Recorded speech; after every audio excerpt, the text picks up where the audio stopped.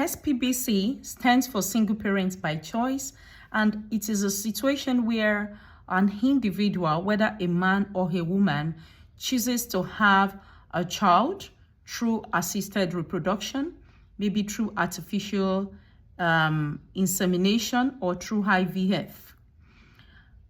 There is nothing wrong with a single person that hasn't been able to have a husband or a wife for one reason or the other to want to have a child. But I'm here to tell you that there is a better way other than artificial insemination, IVF, or whichever option science is giving you. But before I discuss that better way, I'd like to tell you why it is a better way. All right, for God's original plan for every child is to be trained and nurtured under the covering of parents, that is, a father and a mother, and not just a single parent. Malachi chapter 2 verse 15 states that one major reason why God brings a man and a woman together and tell them to become one is so that they can have godly children from that union. Also, the Bible talks about certain roles that are specific for a father and specific roles for mothers. Although it can be done interchangeably, but when you have a father and a mother in a home, it's usually like that. That is what should happen. That is how it should be. When you go to Ephesians chapter 6 verse 4, Psalms 103 verse 13, it refers to fathers as leaders, spiritual guide, of course with compassion.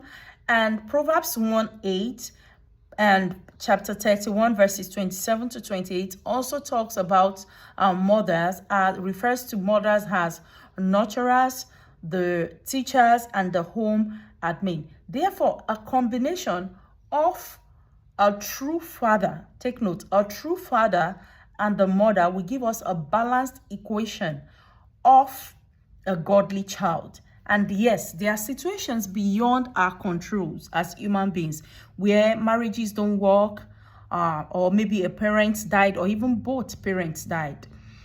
And we have situations where some parents even abuse their children, and cases of rape or mistakes during courtship that leads to our children having a single parent.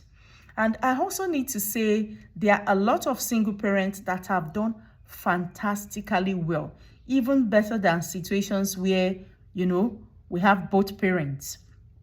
But I'd like to cite a very good example. Life happens. We have people born whole that at the end of the day, maybe due to accident or whatever it is, they end up having one leg instead of two. And despite the fact that they have one leg, they are able to live a purposeful life. They are able to live a well-fulfilled life, even better than some people that have two legs. But would you or anybody say, okay, because this person has a single leg, just one leg, and is living a purposeful life, living large, living well, that means I don't need my other leg. I need to take one off too. I can assure you, even that person with a single leg would want to have the second leg if possible. They would want to have a second leg, even if they can use all their money to buy it, they would buy it. To this end, I am saying one major problem that our society have right now is the problem of absentee fathers or mothers, or no fathers or mother at all. That's one major problem that leads to, we have a lot of people in prison due to childhood trauma and things they've gone through, which they would not have gone through if they were to have fathers or if they were to have mothers in their lives.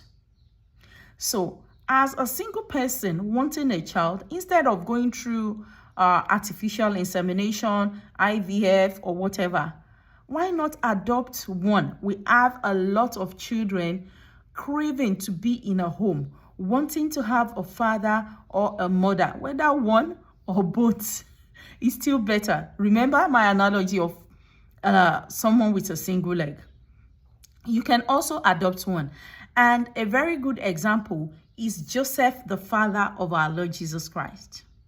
Nobody could take it away from him that he is the father of our Lord Jesus Christ, despite the fact that he was not yet intimate with Mary when she had Jesus Christ. He remains the earthly father of our Lord Jesus Christ. So do well to adopt a child. Thank you.